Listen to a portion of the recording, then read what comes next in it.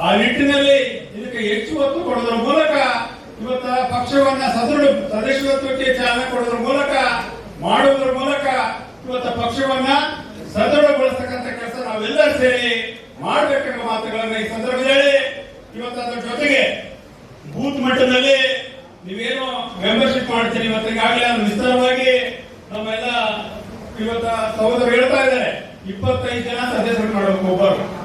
ಈಗ ನಾವು ಕರೆದಿದ್ದು ಏನಪ್ಪಾ ಅಂದ್ರೆ ಈಗ ನೂತನ ಅಧ್ಯಕ್ಷರ ಪದಗ್ರಹಣ ಸಮಾರಂಭ, ಅದ್ರ ಜೊತೆಗೆ ಸದಸ್ಯತ್ವ ನಾವೇನ್ ಹೇಳಿದ್ವಿ ಅಂದ್ರೆ ಒಂದು ಬೂತ್ ಒಬ್ಬರೇ ಬರ್ಬೇಕಪ್ಪ ಅಂತ ಹೇಳಿದ್ವಿ. ಕಂಡೀಷನ್ ಒಬ್ಬರೇ ಬರ್ಬೇಕಂತ ಹೇಳಿದ್ವಿ. ಒಬ್ಬರು ಬೇಕಾದ್ರೆ ಯಾರನ್ನ ಜೊತೆಗೆ ಬರ್ರಿ ಅಂತ ಹೇಳಿದ್ರು ನಾವು. ಆದ್ರೆ ಇಷ್ಟು ಜನ ಬಂದ್ರಿ ನೀವು, ಇದು ಏನ್ ತೋರಿಸ್ತದೆ ಅಂದ್ರೆ ಪಕ್ಷದ ಮೇಲೆ ಇರತಕ್ಕಂಥ ಅಭಿಮಾನವನ್ನ ತೋರಿಸ್ತಕ್ಕಂಥ ಕೆಲಸ ಇವತ್ತು ಆಗ್ತಾ ಇದೆ.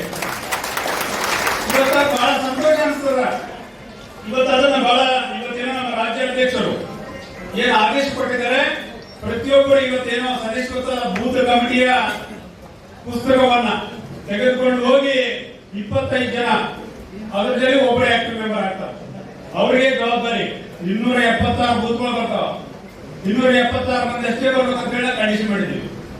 ಆದ್ರೆ ನೀವೆಲ್ಲರೂ ಬಹಳಷ್ಟು ಜನ ಈ ಒಂದು ಸಭೆಗೆ ಆಗೋದ್ರ ಮೂಲಕ ಇವತ್ತು ನಮಗೆ ಶಕ್ತಿ ತುಂಬತಕ್ಕಂಥ ಕೆಲಸ ನೀವೆಲ್ಲ ಮಾಡಿದ್ದೀರಿ ಎಂಬ ಮಾತುಗಳಲ್ಲಿ ಈ ಸಂದರ್ಭದಲ್ಲಿ ಇವತ್ತ ಅದ್ರ ಜೊತೆಗೆ ಇವತ್ತು ಪಕ್ಷ ನೀವು ಸದಸ್ಯತ್ವ ಮಾಡಿಬಿಟ್ರೆ ಆಟೋಮೆಟಿಕ್ ಆಗಿ ಪಕ್ಷ ಸದೃಢ ಆಗ್ತಕ್ಕಂಥ ಕೆಲಸ ಆಗ್ತದೆ.